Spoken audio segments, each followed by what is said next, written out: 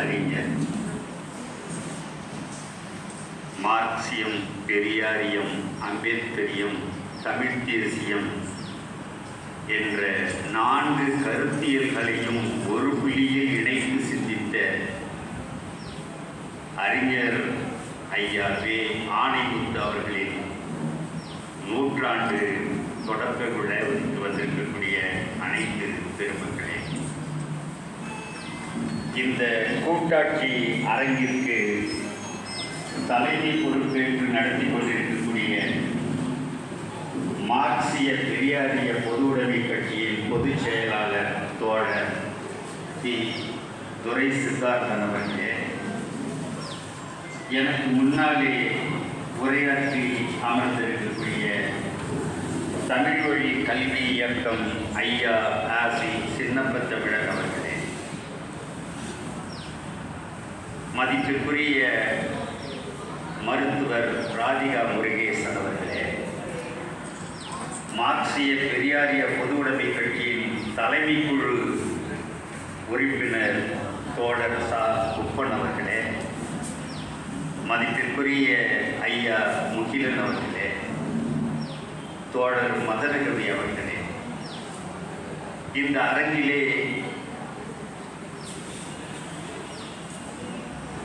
காலை அமர்விற்கு தலைமை பொறுப்பேற்று நடத்தி தந்த மார்க்சிய பெரியாரிய பொதுவுடைமை கட்சி பொதுச் செயலாளர் ஐயா வாலாசா வல்லவன் அவர்களே,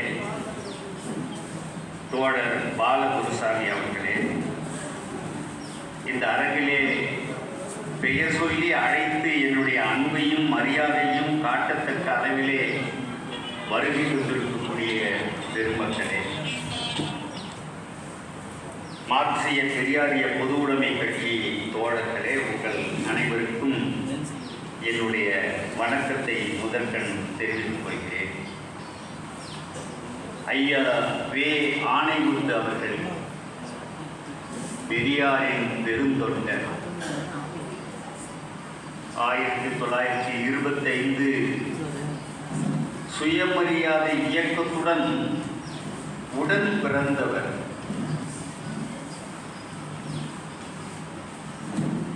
யாராக இருந்தாலும் சரி, பெரியாரின் சிந்தனைகளை பற்றி பேசுவதானால் அல்லது ஆய்வு செய்வதானால் முதலில் ஐயா ஆணைமுத்து அவர்களுக்கு நன்றி தெரிவித்துவிட்டு தான் தொடவே முடியும். தமிழ்நாட்டில் மட்டுமல்ல, இந்தியாவில் எந்த மாநிலமாக இருந்தாலும் சரி, பிற்படுத்தப்பட்டோர் இடஒதுக்கீடு என்று பேசத் துவங்கினால் ஐயா ஆணைமுத்து அவர்களை நகர்த்திவிட்டு புறக்கணித்துவிட்டு சிந்திக்கவே முடியாது, பேச முடியாது. குருடர்கள் யானையை பார்த்தது போல பெரியாரிய சிந்தனையாளர்களை பார்த்த காலம் ஒன்று இருந்தது. வாளை பிடித்தவன் கயிறு போல இருக்கிறது யானை என்றான், தும்பிக்கையை பிடித்தவன் உலகை போல இருக்கிறது என்பான். சின்ன பிள்ளையை படித்த கதை தானே. தூண் மாதிரி இருக்கிறது என்றான் காலை தொட்டு பார்த்து. அவரவர்களுக்கு எது தெரிந்ததோ அதைத்தான் சொன்னார்கள். முழு யானையையும் பாரப்பா என்று சொல்லி ஒட்டுமொத்த பெரியாரிய சிந்தனைகளை 3 தொகுப்புகளாக அள்ளி கொடுத்த மாபெரும் வல்லல் ஐயா ஆணைமுத்து அவர்கள். அப்போதுதான் பெரியாரின் முழுமையையே பார்க்க முடிந்தது. பெரியார் காலத்தில் பேசினார், மக்களை சந்தித்தார், சிந்திக்க சொன்னார், பெரியாரை புரிந்து கொண்டார்கள். ஆனால் அந்த தலைமுறை முடிந்து போனது. அடுத்த தலைமுறைக்கு பெரியாரை தெரியாது. ஈவேரா சிந்தனைகள் என்ற இந்த தொகுப்புகள் மட்டும் வராமல் போயிருந்தால் கல்வெட்டுகள் பெரிய கோயிலில் இருப்பதை போல பெரியாரின் சிந்தனைகளும் அறிவார்ந்த சிலருக்கு மட்டும் தொடர்புடையதாக இருந்திருக்கும், மற்றவர்களுக்கு தெரிந்திருக்காது. ஐயா ஆணைமுத்து அவர்களின் அந்த மாமனிதரை பாருங்கள். இருக்கும் வரை உழைப்பை கொடையாக கொடுத்தார், இறந்த பிறகு உடலை கொடையாக கொடுத்தார். ராமச்சந்திரா மருத்துவமனை அவருடைய புகழை போற்றுவதை நம்முடைய கடமையாக கருதுகிறோம். நண்பர்களே, இந்த நாட்டுக்கு பெயர் இந்தியா. நீண்ட காலமாக இந்த துணைக்கண்டத்துக்கு இந்தியா என்றுதான் பாரசீகர்கள், கிரேக்கர்கள், ஐரோப்பியர்கள் எல்லாரும் குறித்திருக்கிறார்கள். இதற்கு ஒரு காலத்திலும் பாரதம் என்று பெயர் இருந்ததே கிடையாது. பாரதம் என்றால் பெரிய அக்ரஹாரம் என்று பொருள். பூணூல் பெருமை எங்கெல்லாம் விளங்குகிறதோ அந்த பகுதிக்கெல்லாம் பாரதம் என்று பெயர். இந்தியா என்ற பெயரை தூக்கி எறிந்துவிட்டு இதற்கு பாரதம் என்று பெயர் சூட்ட வேண்டும் என்று துடியாய் துடித்துக் கொண்டிருக்கிறார்கள். நாம் இந்தியா என்று அறியப்பட்டதிலிருந்து தொடங்குவோம். இந்த துணைக்கண்டத்திற்கு இன்று இந்தியா என்று பெயர். இந்த துணைக்கண்டம் ஒரு நாடாக உருவானது ஆங்கிலேயர்கள் காலத்தில்.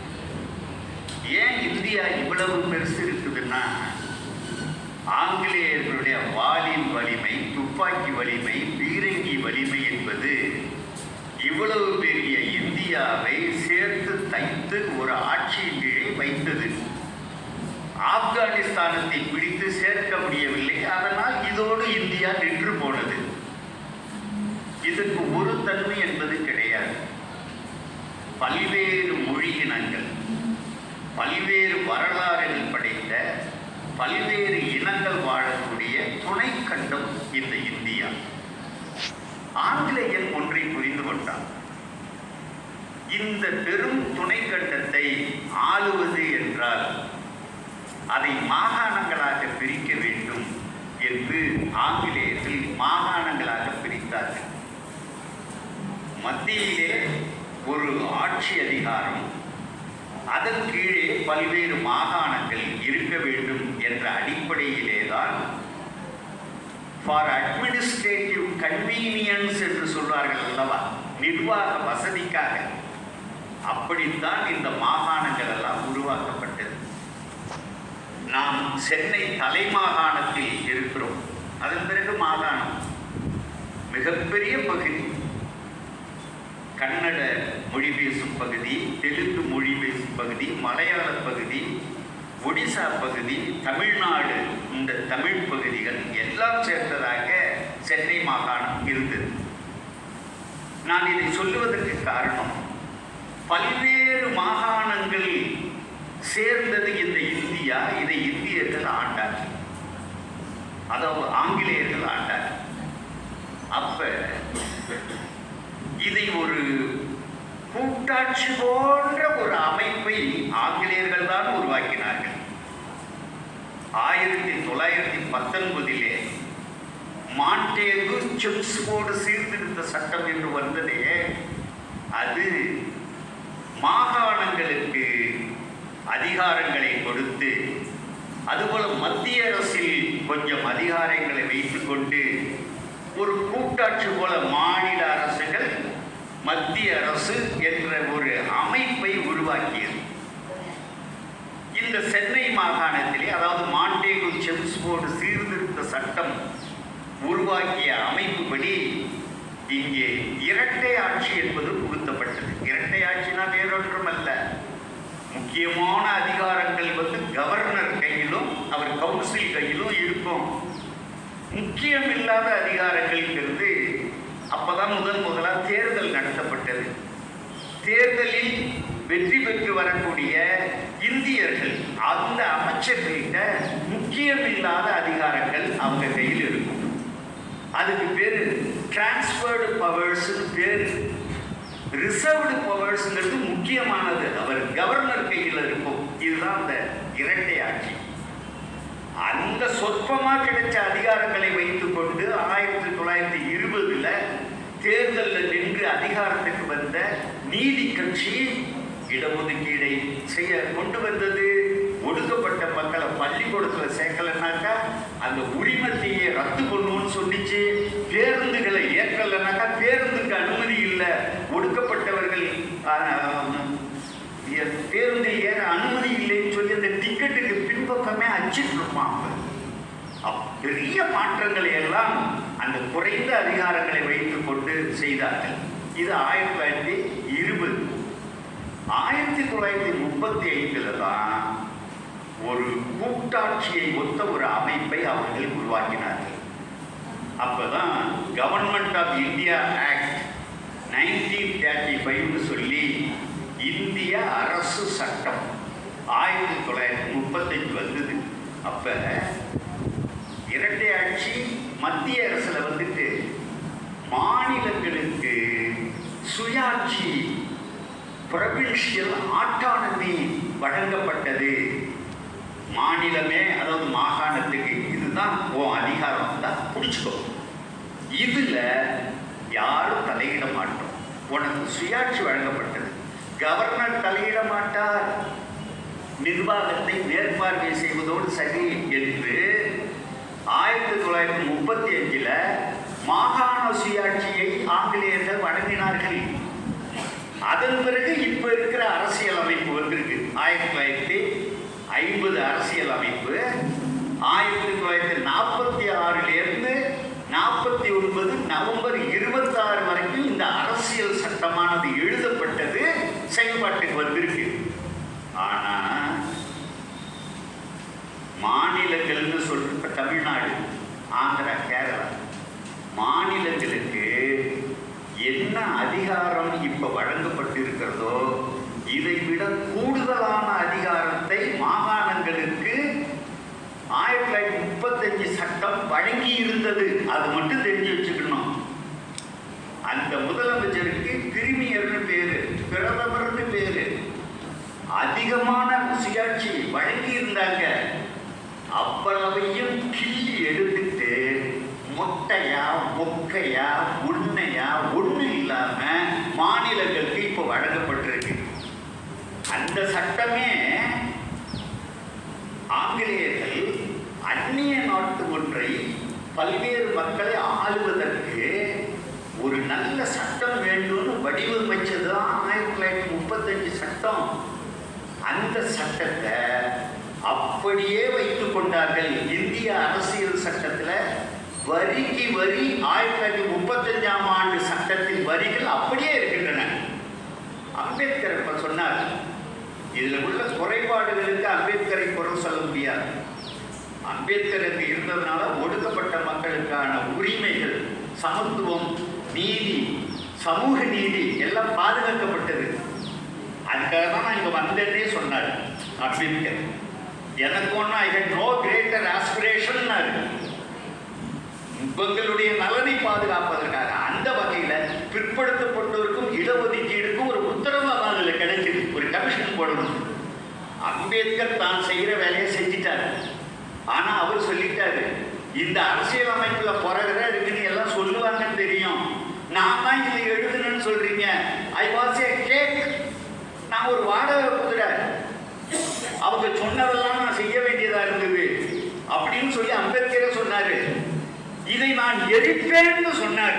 இன்னைக்கு இருக்கிற அரசியல் சட்டத்தை அவர்கிட்ட கேட்டாங்க, நீங்க எழுதுறீங்க, இப்ப என்னமோ நீங்க எரிப்பேன்னு நீங்களே சொல்லலாமா அப்படின்னு கேட்கும்போதுதான் சொன்னாரு, கோயில் கட்டினேன், சாமி குடியிருக்குன்னு, பேயும் பிசாசும் வந்து உள்ள கொடியேறினா இடிக்கிறத தவிர வேற என்ன வழின்னு கேட்டார்.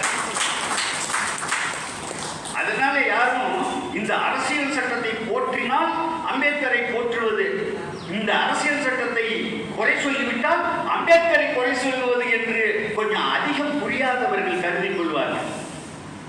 அம்பேத்கருடைய சட்டத்துல 106 சட்டத்திருத்தம் பண்ணியிருக்காங்க, 106 சட்டத்திருத்தம் பண்ணியிருக்கிறாங்க. அவன் விருப்பப்படி பண்ணியிருக்கிறான். அவன் என்ன திருத்தம் பண்ணியிருக்கான்னா, அதுல வந்து அதிகமா கொடுத்துட்டாங்களாம் உரிமைய, கொஞ்சம் கொஞ்சம் எடுத்துக்கிறது. மாநிலங்களுக்கு கொடுத்தத கொஞ்சம் கொஞ்சமா எடுத்துக்கிறது. இந்த சில பேர் இருக்கான், பரதேசிகளுக்கு சோறு போட்டால் சொர்க்கம் கிடைக்கும் அப்படின்னு யாரோ சொன்னாங்களாம். வீட்டு வாசல்ல பரதேசி வந்த உடனே இவ்வளவு அரிசியை லீவுக்கு வந்து போட்டுருவான், நெல்ல போட்டுட்டோமோ அப்படின்ட்டு அதுலேயே கொஞ்சம் அள்ளிக்குவான். அது மாதிரிதான் நடக்குது. மாநிலங்களுக்கு கொடுக்கப்பட்டிருப்பதோ கிள்ளி போட்ட அதிகாரம், அதிலேயே 1950 மொட்டை அடிக்கிறான், இன்ன வரைக்கும் மொட்டை அடிச்சுக்கிட்டு இருக்கான். காணும் காணும் என்னத்த செல்போனா இல்ல கல்வி அதிகாரம் மாநில பற்றி என் பையில இருந்து காணும் எடுத்துட்டான். எவ்வளவு அதிகாரிகளை அன்றாடம் சூறையாடிக்கிட்டு இருக்காங்க. இதுதான் இன்னைக்கு இருக்கக்கூடிய இந்த அமைப்பு. பல மணி நேரம் உங்ககிட்ட விரிவாக பேச வேண்டிய ஒரு தலைப்பு இந்த கூட்டாட்சிங்கிறது. ஆனால் அதை நாம செய்ய முடியாது. 1950 அப்ப நாமெல்லாம் சில கோரிக்கைகளை வச்சோம். என்ன வகையான கோரிக்கைகள் வைக்கப்பட்டன? அந்த கோரிக்கைகளுக்கு அவர்கள் என்ன உத்தரவாதம் கொடுத்திருந்தாங்க? சுதந்திரத்துக்கு முன்னாடி இந்தியா விடுதலை அடைந்த பிறகு உங்களுக்கெல்லாம் இதெல்லாம் தரப்படும் அப்படின்லாம் உத்தரவு கொடுத்திருந்தாங்க. ஆனா இந்தியா விடுதலை அடைந்த பிறகு எப்படியெல்லாம் ஏமாற்றப்பட்டிருக்கிறோம் என்பது அடுத்தது. இதிலேயே இது இந்த முறை கிடையாது. நாங்கள் விரும்பினது இந்து ராஷ்டிரம் படைக்க வேண்டும், மனு தர்மம் தான் இந்த நாட்டின் சட்டமாக இருக்க வேண்டும். இந்த முறையை இப்ப இருக்கிற இந்த கோளாறான இந்த குடியாட்சி முறையை, இந்த குடியாட்சி முறை என்பது கோளாறான குடியாட்சி முறை, இதையும் ஒழித்து கட்ட வேண்டும் சொல்லி அவன் ஒரு திசையில முன்னெடுப்புகளை செஞ்சுக்கிட்டு இருக்கான். இந்த நிலையில தேசிய இனங்களாகிய நாம் நம்முடைய அடையாளத்தை, நம் மொழியை, நம் உரிமைகளை, நம் அதிகாரத்தை காப்பாற்றி வைத்துக் கொள்வதற்கான முறை என்ன, அப்படிப்பட்ட கூட்டாட்சி என்ன என்று பல பேர் பேசியிருக்கிறார்கள். ஐயா ஆணைமுத்து அவர்கள் பேசியிருக்கிறார். அப்படி என்றால் ஐயா ஆணைமுத்து என்ன சொல்லுகிறார் என்பதிலிருந்து நாம் சிலவற்றை புரிந்து கொண்டு அடுத்த கட்டத்திற்கு செல்லலாம் என்று கருதுகிறேன். அவர் சொல்றார், தன்னுரிமை தமிழ் தேச எழுச்சி முரசு என்ற அந்த நூல் 2006 மார்க்சிய பெரியாரிய பொதுவுடைமை கட்சி வெளியிட்டிருக்கு. கட்டுரை தொகுப்பு, சொற்பொழிவு தொகுப்பு, என்னுடைய கட்டுரையும் அதில் இருக்கு. அந்த நூல் அவர் சொல்வாரு, இந்தியா சமதர்ம சமூக அமைப்பை அடிப்படையாக கொண்ட பல்வேறு மொழி தேசிய இனங்களை உள்ளிட்ட ஒரு கூட்டாட்சி. வார்த்தைகளை ரொம்ப தெளிவா பயன்படுத்துறாரு. கூட்டாட்சி கூட்டாட்சி கூட்டாட்சினா மைக்க கட்டிக்கிட்டு இந்த இந்திய கூட்டாட்சியிலே அப்படின்பாரு ஒரு தலைவர். இது கூட்டாட்சி அவருக்கு. மத்திய அரசு இருக்கு, மாநில அரசு இருக்கு, அப்புறம் என்ன அதிகாரம், அங்க அவ்வளவு அதிகாரம், இங்க இவ்வளவு அதிகாரம் போட்டு கூட்டாட்சி முடிஞ்சு போச்சு. மாநில சுயாட்சி கேட்கிறாங்க இல்லையா? மாநில சுயாட்சிங்கிறத பகுத்து பார்த்தீங்கன்னா நிதி ஆதாரங்களும் நிர்வாக அதிகாரங்களும் தான் மாநில சுயாட்சிங்கிறதுல பேசுறது. மத்திய அரசுக்கு 4 அதிகாரங்கள் அப்படி சொன்னாலும் சரி, அப்படி சொன்னாலும் சரி, அது வெறும் மாநில சுயாட்சி. ஒரு தேசிய இனத்தினுடைய உரிமை குரலாக மாநில சுயாட்சியை கருத முடியாது. தட்டு நிறைய சோறு மாநில சுயாட்சி. இவங்க பேசுறது அந்த கூட்டாட்சி இல்ல. நாயாக மாற்றிவிட்டாய் எங்களை, நாங்கள் மனிதனாக மாற விரும்புகிறோம், அந்த கூட்டாட்சி. ரெண்டுக்கும் வேறுபாடு இருக்கு. கூட்டாட்சி என்றால் அதிக அதிகாரங்கள், அதிக நிதி ஆதாரங்கள், மத்தியிலே நிலையான ஆட்சி, மாநிலத்தில் நிம்மதியான ஆட்சி. இதுவும் மாநில சுயாட்சியினுடைய ஒரு வடிவம் தான். அது அல்ல அவரு. இந்த தலைவர்கள் கூட்டாட்சி பேசுறாங்க.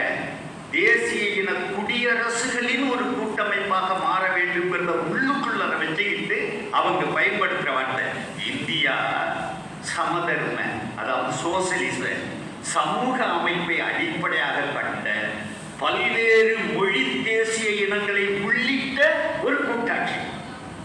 அந்தந்த மொழி தேசிய இனங்கள் இங்க உரிமையோடு வாழும். தமிழ்நாடு தன்னுரிமை பெற்ற நாடாக அமைக்கப்பட வேண்டும். ஐயா பேசக்கூடியது தன்னுரிமைங்கிறது தான். தன் தீர்மானிப்பு உரிமை, தன் தீர்வு உரிமை, எப்படி வேணாலும் சொல்லலாம். புரிஞ்சுக்கிட்டாலும் சரி, ஒரு தேசிய இனம் தனக்கான அரசியலை அதுதான் தீர்மானிக்கும். தன் தீர்மானிப்பு உரிமை அது. தமிழ்நாடு தன்னுரிமை பெற்ற நாடாக அமைக்கப்பட வேண்டும். கூடுதலா சொல்றார், அவர் சொல்லக்கூடிய பார்க்கிற கூட்டாட்சியின் வடிவம் இது.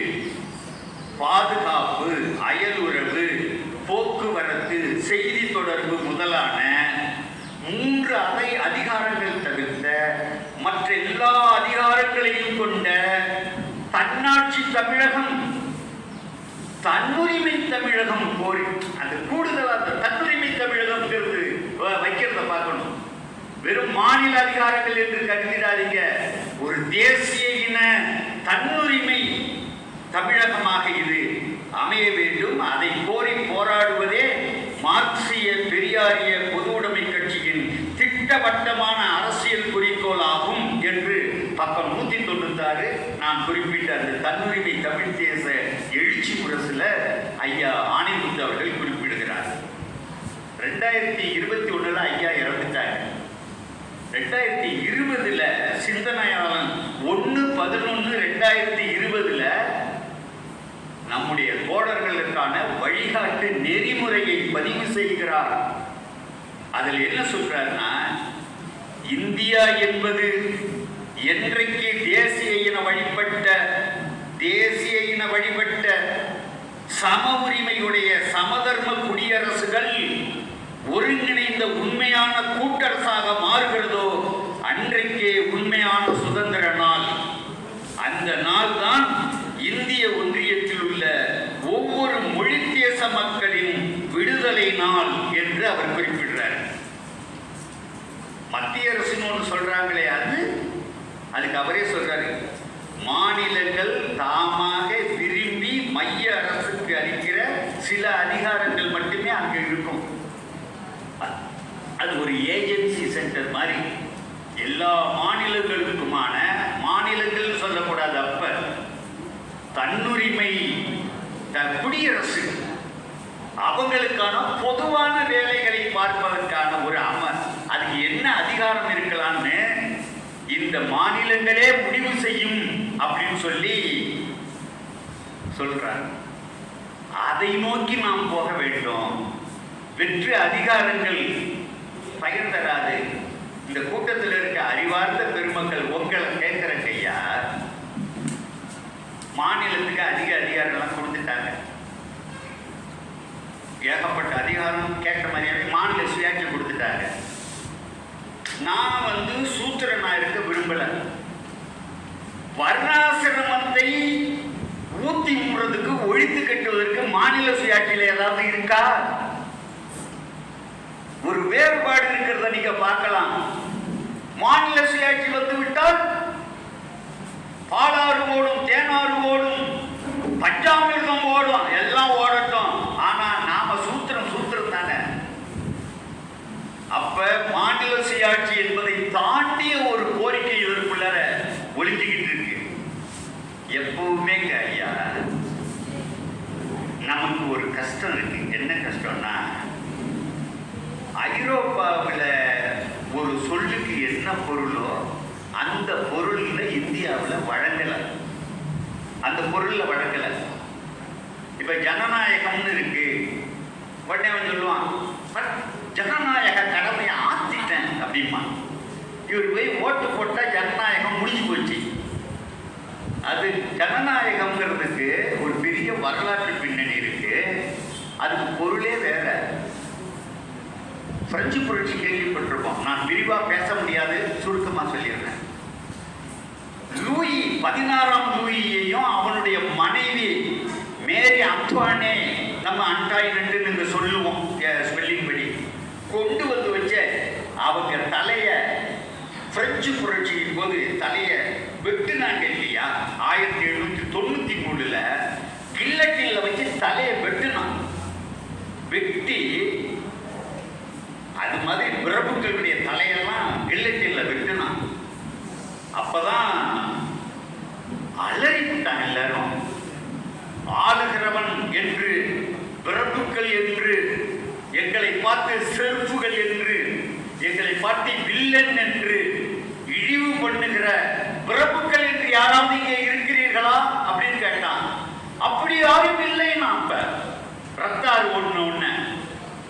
Are you? அப்பனா நீ யாரு அப்படின்னு கேட்கும்போது we are citizens. ஒரே நாள்ல பாகுபாடு, அது இது, இங்க சாதி பாகுபாடு, அங்க வகுப்பு பாகுபாடு ஒரே புரட்சியில காணாம போச்சு. எல்லாரும் citizens. we are French people. நாம் பிரெஞ்சுக்காரர்கள், பிரெஞ்சு தேசத்தவர். அதுதான் தேசிய இன ஓர்மைங்கிறது.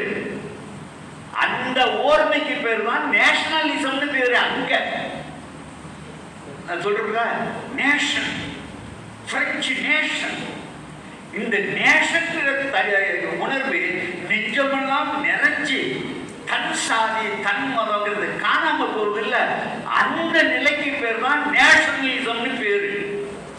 இங்க என்ன பேருனா, நாம இந்த மண்ணிலே பிறந்த சாதிக்காரங்களாம் ஒன்னாவா? நாமெல்லாம் தமிழ் தேசியர். ஒரு சொல்லுக்கு எவ்வளவு கோளாறான பொருள் இருக்குங்கிறதுக்காக சொல்ல வரேன். ஜனநாயகத்துல 2 கூறு இருக்குங்க ஐயா. இன்னும் உண்மையில ஜனநாயகத்தை இங்க மக்களுக்கு நாம கற்பிக்கல. லூயி 16 இங்கிலாந்துல சார்லஸ் ஃபர்ஸ்ட் தூக்குல போட்டாங்க. அங்க சார்லஸ, இங்க இவனை கழுத்தை வெட்டினாங்க. ராஜன்கிட்ட தான் எல்லா அதிகாரமும் இருந்தது. உண்மைதானே? அது பேரு ராஜநாயகம்னு பேரு. ராஜனை தலையை வெட்டின உடனே தலை அதை பரிசீலிச்சு பரிந்துரை செய்ய, அப்ப ஓய்வு பெற்ற குடியரசுத் தலைவர் கே.ஆர். நாராயணன் கடுமையா அதை விமர்சிச்சாரு. உடனே வெங்கடாச்சலையா அப்படியே அமுக்கிக்கிட்டாரு, ஒன்னும் பேசல. 2023 பிசினஸ் ஸ்டாண்டர்ட்னு ஆங்கில இதழில் 2 கட்டுரை வந்துச்சு. Why India needs a presidential system. இந்தியாவுக்கு ஒரு குடியரசுத் தலைவர் முறை, அரசு ஏன் தேவை அப்படின்னு சொல்லி அதுல சொல்றான். 1988 1998 வாஜ்பாய். அப்ப எவ்வளவு காலமா இவங்க திட்டம் போடுறாங்கன்னு பாருங்க. தீன்தயாள் உபாத்யாயான்னு RSS ஓட கொள்கை வகுப்பாளர். அவர் 1965 பதிவு பண்றார். இந்த அரசியல் சட்டம் வேண்டாம், இதற்கு பதில் தர்மராஜ்யா உருவாக்கப்பட வேண்டும். தர்மராஜ்யா, இந்த முறையை வேண்டாம் என்று அவர் பேசுறாரு. இத தொடர்ந்து அவங்க, அதாவது ஆனந்தகுமார் கெங்கிடேன்னு ஒருத்தர் பாஜக அமைச்சர் 2017 அவர் சொல்றாரு, அது என்ன பீகார் மாதா, பஞ்சாபி மாதா, கன்னட மாதா, தமிழ் மாதா எல்லாம் சேர்ந்தது பாரத மாதா. இது என்ன கேலி கூட்டா இருக்கு? கூட்டாட்சியே கூடாது, ஒற்றையாட்சி வேண்டும். குடியரசுத் தலைவர் முறை வேண்டும், ஒற்றையாட்சி வேண்டும். ஒரு இந்து, ஒரு இந்திக்காரன் தான் இங்க வர முடியும். வரணுங்கிறதுக்காக இவ்வளவு வேலை செஞ்சுக்கிட்டு இருக்கான். நான் ரொம்ப ஆழ்ந்த கவலையோடு சொல்றேன், RSS காரர்களை லேசா நினைச்சிடாதீங்க.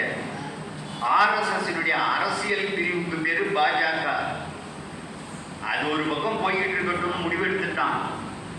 தானே நேரடியாக ஒரு மாநிலத்திலும் RSS காரன் பின்னின்று கட்சிகளை இயக்கி கொண்டிருக்கிறான் என்ற செய்தி உங்களுக்கு தெரியுமா? ராமர் படத்தை தூக்கிக்கிட்டு இந்தியா போவான். தமிழ்நாட்டில் முருகன் படத்தை எடுத்துக்கிட்டு வருவாங்க. இந்தியா முழுவதும் இந்து முகத்தோடு போ, தமிழ்நாட்டில் தமிழ் முகத்தோடு போ என்கிறான். தமிழ் இனம் மொழி நாடுன்னு காட்டு கத்தலோன்னு குஷியாயிடுவான் எல்லாரும். கெட்ட வார்த்தை பேசினா கூட கை தட்டுற அளவுக்கு அவ்வளவு சீரழித்து போய் கிடக்கிறான். நிலைமை அப்படி மோசமாயிருக்கு. அப்ப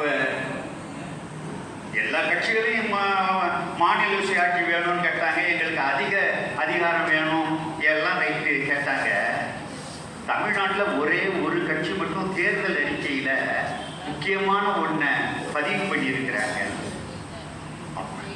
1965 தீன்தயாள் அவர் இருக்காரு, அவங்களுடைய RSS கொள்கை வகுப்பாளர் இருக்காரு. அவர் பேசினத இன்னைக்கு தமிழ்நாட்டில் ஒரு கட்சி, நாம் தமிழர்னு ஒரு கட்சி இருக்கு, அவங்களுடைய தேர்தல் அறிக்கையில சொல்லியிருக்காங்க, நாட்டின் தலைவர், குடியரசுத் தலைவர் மக்களால் நேரடியாக தேர்ந்தெடுக்கப்பட வேண்டும். இது எங்கள் கொள்கை முடிவுன்னு அறிவிச்சிருக்காங்க. துணிச்சலா அறிவிச்சிருக்காங்க RSS திட்டத்தை. நான் ரொம்ப வியந்து போறேன். யாருமே எதையுமே படிக்கலைங்கிறதுனால எதை வேணாலும் சொல்லலாம். ஆர்எஸ்எஸ் காரன் திட்டத்தை எங்களுடைய கொள்கை முடிவுன்னு அறிவிக்கிற அளவுக்கு இங்க இருக்கிறார்கள். இது மாதிரி ஒரு மாநிலத்திலையும் பாஜக என்பது தனி. பாஜகவுக்கு இவங்களுக்கு ஒத்து வரணும்னு அவசியம் இல்லை. ஆர்எஸ்எஸ்க்கு தான் இவங்க நேரடியாக கட்டுப்பாட்டில் இருக்கிறவங்க. ஒரு மாநிலத்தில் இது மாதிரி இருக்கிறாங்க. அப்ப அவங்களும் என்ன சொல்றாங்க, ஒரு மாநிலத்தையும் மாநில கட்சிகள் ஆளும். இவங்கெல்லாம் ஒன்னா கூடி பேசி ஒன்றிணைந்து ஆளுவது பேர் தான் சரியான கூட்டாட்சி. அடாடா, தேர்தல் அறிக்கையில மாநில கட்சிகள் இருக்காங்கல்ல, இவங்கெல்லாம் கூடி பேசி ஆளுவது பேர் தான் கூட்டாட்சி என்று ரொம்ப மலினப்படுத்துவது. வடக்க அதாவது ஒரு கூட்டாட்சி என்பது அப்படி கிடையாதுங்கிறத முதல்ல நம்ம தெரிஞ்சுக்கணும். கூட்டாட்சிங்கிறதுக்கு டெஃபினேஷன் வரையறுத்திருக்காங்க. அனைத்தும் அரசியல் சமூகங்கள், பொலிட்டிக்கல் சொசைட்டிஸ். தமிழர்கள்னா அது ஒரு அரசியல் பூர்வமான ஒரு இனம். கன்னடர்கள் ஒரு அரசியல் பூர்வமான இனம். Political societies. இவங்க பொது தேவை கருதி பொது தேவையை நிறைவு செய்வதற்காக உருவாக்கப்படுவதுதான் கூட்டாட்சி, ஃபெடரேஷன். ஒரு பொது தேவையை நிறைவு செய்வதற்காக உருவாக்குவது. இதுதான் உலகம் பூரா ஃபெடரேஷன். 1787 அமெரிக்க கூட்டாட்சி கான்ஸ்டிடியூஷன், அரசியல் சட்டம் எழுதப்பட்டது. 1789 வந்தது செயல்பாட்டுக்கு. 1787 பிலடெல்பியா அரசியலமைப்பு மாநாடுன்னு ஒன்று நடத்தினாங்க. 1789 புது அரசியல் அமைப்பு வந்தது. அதுதான் முதல் எழுதப்பட்ட அரசியல் அமைப்பு. கடினமான ரிஜிட் கான்ஸ்டிடியூஷன், ஒரு நீதித்துறை எல்லாம் வச்சு அதுதான் இன்னைக்கு உலக அளவுல மாடலாக வச்சிருக்கிறாங்க. 13 காலனிகள் ஒப்பந்தம் போட்டு இணைஞ்சான். ஒப்பந்தம் போட்டு இணைஞ்சாங்க. அதுபோல அம்பேத்கர் என்ன சொல்றாரு, இங்க ஒப்பந்தம் போட்டு இணையல, ஒப்பந்தம் போட்டு இணையல. நம்மளதான் வெள்ளைக்காரன் தூக்கில போட்டான்ல 1801, 1799 திப்பு சுல்தானை தீர்த்து கட்டியாச்சு. 1801 மருது சகோதரர்களை தீர்த்து கட்டியாச்சு. சென்னை பெருமாகாணத்தில் தமிழ்நாடு இணைச்சாச்சு. இந்தியா விடுதலை அடைஞ்ச பிறகு நீங்கெல்லாம் வெள்ளைக்காரன் முடிச்சு இணைச்சிட்டான், அதனால உங்களுக்கு ஒரு கூட்டாட்சி தகுதி அந்தஸ்தை கொடுக்க முடியாதுன்னு சொல்றாங்க. நான் சொல்றது புரியுதா? எங்களை முன்ன வெற்றி கொண்டுட்டாங்கிறதுக்காக அந்த உரிமையே கிடையாது. கூட்டாட்சினா நீ ஒப்பந்தம் போட்டு வந்திருக்கணும் என்று சொல்வது எவ்வளவு பெரிய ஏமாற்று வேலை. இதைத்தான் நாம ஏற்க முடியாதுங்கிறோம். எங்களுக்கான அடையாளத்தை நீ ஏற்கணும். நாங்கள் தமிழர்கள் என்றால் நாங்கள் தமிழ் தேசிய இனம். எங்கள் முகம் தமிழ். இது போல பல தேசிய இனங்கள் இருக்கு. எங்களுக்கு முழு உரிமை நீ வழங்கணும். சுய நிர்ணய உரிமை என்று சொல்லக்கூடிய தன்னுரிமை.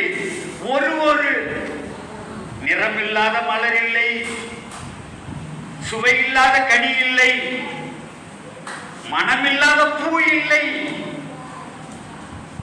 சுய நிர்ணய தன்னுரிமை இல்லாமல் ஒரு இனம் உலகில் இல்லவே இல்லை. அப்படி ஒரு இனமே இல்லை. அது இல்லைன்னா பிறக்கும் போதே அடிமையா பிறந்திருக்கு அவர் இனம். இதுதான் சரியான அரசியல் பார்வை. இந்த பார்வையோடு நாம் அடுத்த கட்டத்திற்கு செல்ல வேண்டி இருக்கிறது. ஐயா ஆணைமுத்து அதனால்தான் தன்னுரிமையும் பேசினாரு, கூட்டாட்சியும் பேசினார்.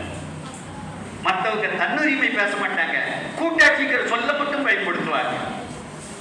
சரியான முறையில் இந்த தத்துவத்தை, இந்த சொல்லாடலை புரிந்து கொண்டு இந்த நாட்டை அடுத்த கட்டத்திற்கு கொண்டு செல்ல வேண்டிய கடமை ஐயா ஆணைமுத்து அவர்களுடைய தொண்டர்களுக்கு காத்திருக்கிறது என்பதை நினைவூட்டி, இது இதுகாரும் அமைதியாக இந்த உரையை கேட்ட உங்களுக்கெல்லாம் நன்றி தெரிவித்து இந்த வாய்ப்பை அளித்த அமைப்பின் பொதுச் செயலர் அவர்களுக்கும் ஏனைய தோழர்களுக்கும் நன்றி கூறி விடைபெறுகிறேன். வணக்கம்.